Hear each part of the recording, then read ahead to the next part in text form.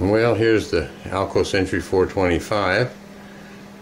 Alcos are always kind of hard to photograph in real life because the front of the cab, where the windshields are, comes to a point where on the GE and the electromotive locomotives it's flat across the front. So anyhow, this is the Alco Century 425. If you look real carefully right here at the end of the locomotive, you'll see a kind of a raised area.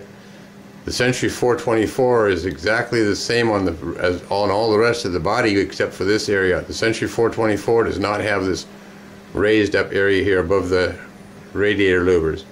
And here's the other Alco right here.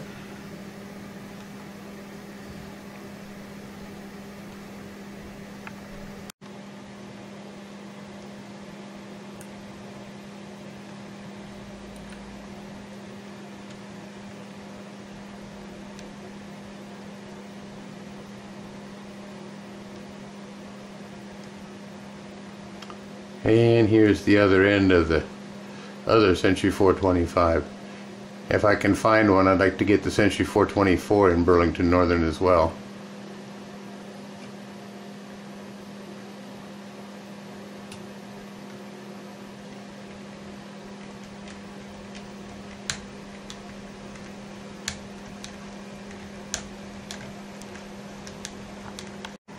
And also here next to the Alcos we have an SW7.